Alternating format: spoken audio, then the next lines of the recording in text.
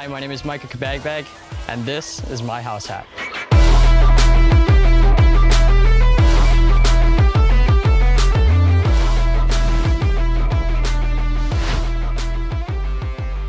Let me show you Big Brown. This is a 3-unit property located in Kihei, Hawaii that I bought for $832,000. And the best part is I get to build wealth while living for free. This front area of the house has 2 units. On this side, we have a 3-bedroom, 1.5 bath unit. And on this side, we have a studio unit. And back here, we have a 5-bedroom, 2-bath unit. It's 2 stories. And it's, as you can see, it's completely separate from the beginning 2 units, which is really nice.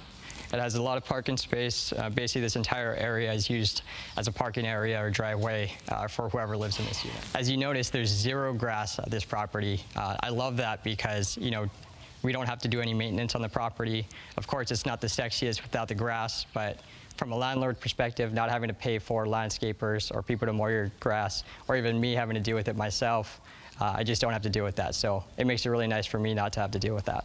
Here we are in the 5-bedroom unit. I'll give you a quick tour. We have the kitchen here, tile countertops. You see the range dishwasher. We're actually going to be replacing this dishwasher with stainless steel dishwasher.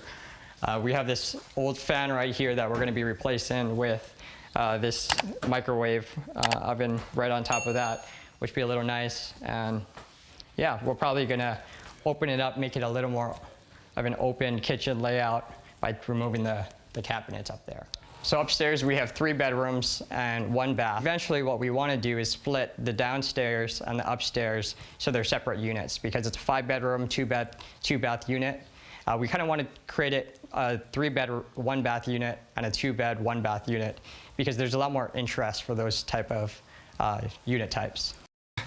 We just got to get the county on board with that one. So the owners beforehand got a little creative with creating bedrooms.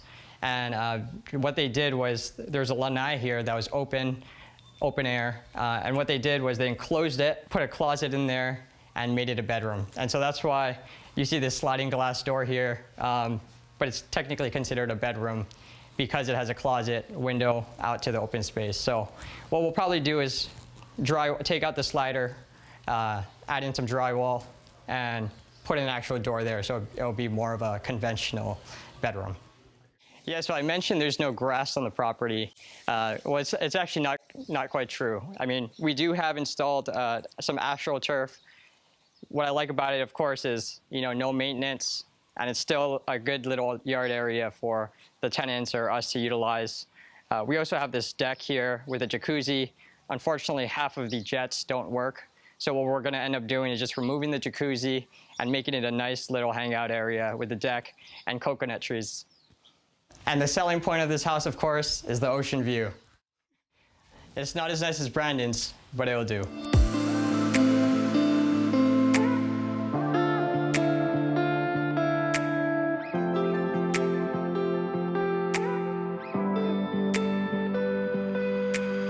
Overall, this has been a really great experience, and I really learned 3 great lessons here. Number 1, set a goal and tell someone about it. So when I first started looking into properties to purchase, I was driving Brandon to the airport actually, and I told him, hey Brandon, you know, I've been learning real estate for a while, listening to BiggerPockets, a bunch of other podcasts and resources, and you know, I feel like I really want to take action. I was in a really comfortable spot, not paying much rent in Maui anyway because I was living with my girlfriend's parents. I didn't have that urge or real need to get out. I wasn't paying that $1,000, $2,000 a month in rent. But you know, I really wanted to make sure that I took advantage of what I was learning at BiggerPockets, and I really wanted to get a house hack out here in Maui. So I told Brandon that I really wanted to get a house hack out here by the end of the year. And here we are far before the end of the year, and I wasn't gonna let Brandon down. Number 2, I didn't let the money stop me. Normally, I wouldn't have been able to afford this thing on my own. I mean, just the down payment alone on this place was around $65,000. On top of that, another $35,000 worth of rehab costs that we're expected to make. So what I did was I brought in a partner who was equally excited about the deal as I was. So we've been friends since high school. We went to the same high school. We drifted apart, college, you know, but we've always stayed in touch. We've always wanted to own a home together. So we finally found the opportunity here on Maui. Micah's been living out here. I'm in Seattle. So Micah kind of did all the searching for the house and everything out here. And, you know, we partnered up. We split the house 50-50, and I'm excited to go in with my buddy here. Yeah. Got a call from Micah about 3 months ago, and it's, hey Josh, how's it going? I know we've always wanted to buy a house, and I think I found a couple places. The first one we put an offer in on, we didn't hear back from. The second one, this is the second one. I was like, Micah, dude, this house is way too expensive. How do we have that much money? And then we found our low-down loan. We bought this property using a low-down conventional loan. In Hawaii, the maximum conventional loan limit is $765,600. I know it's different in every state, so you might want to check in your state. So we had to come up with a difference. Our purchase price was around $832,000, so we came up with a difference of $832 and the $765,600, which was the maximum loan, conventional loan limit. So our partnership is a 50-50 partnership. Basically, Josh put in $45,000 of his money. I put in $45,000 of my money. And since I'm going to be here living at the property, I'm going to be doing all the property management. There's 3 units on the property, and so I'm going to be managing all the tenants for those. For that, I get a property management commission of 2% of the monthly rent. A typical property management percentage, if you were to hire elsewhere, is anywhere from 8 to 12%, on average around 10%. So I think 2% is a fair amount.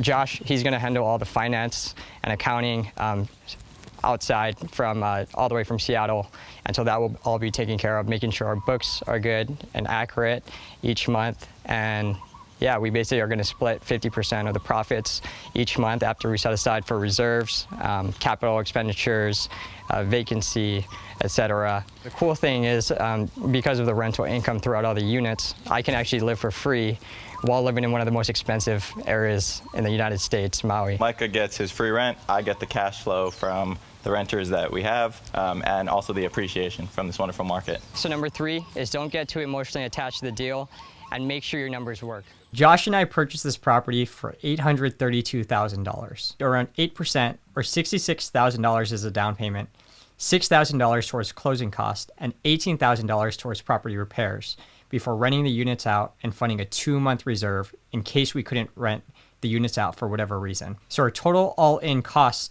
were $90K, which we both contributed in equal amounts at $45K apiece. We will be renting out all 3 of our units to long-term renters. Since we got an owner-occupied loan, I will be living in one of the bedrooms for a year, and while I'm living at the property, it'll generate $6,600 in monthly income across all 3 units. Our total monthly PITI, our principal, interest, taxes, and insurance on the property is $3,700. After subtracting our revenue from our PITI, this leaves us with $2,900 in what some may consider cash flow. However, to steal a term coined by Brandon Turner, Josh and I understand that this isn't true cash flow, as inevitably expenses for repairs, vacancy, and capital expenditures will come up someday. To protect ourselves against future expenses, we are setting aside into a reserve fund each month 7% of revenues that we can use towards future repairs and maintenance, 7% towards future capital expenditures such as a roof replacement, and 5% towards vacancies. Since I'll be on site at the property, we're also paying me 2% of the monthly rent as a property management fee and accounting for a 4% GET tax that we must pay on all our revenues in the state of Hawaii. Add on an extra $250 towards utilities that we'll be responsible for, and this adds an extra $1,900 to our other expenses and reserves we set in place, so hopefully we'll never have to contribute any additional funds to the property in the future.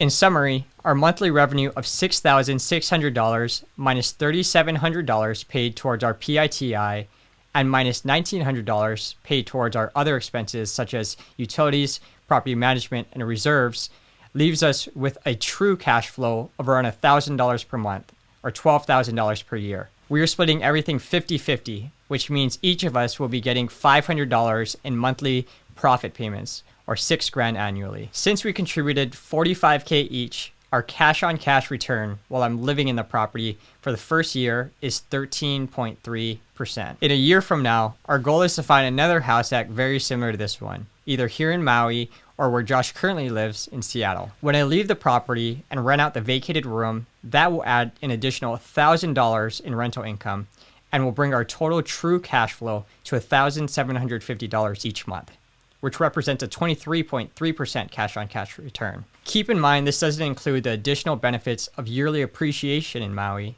which has averaged 5.6% over the last 20 years, as well as the loan paydown that's being paid by the tenants each year. Overall, Josh and I feel pretty great about our first house hack, and we're excited to see if it performs up to our projections. Thanks for joining us on our very first deal, and hopefully we've inspired some of you to start your very first house hack too.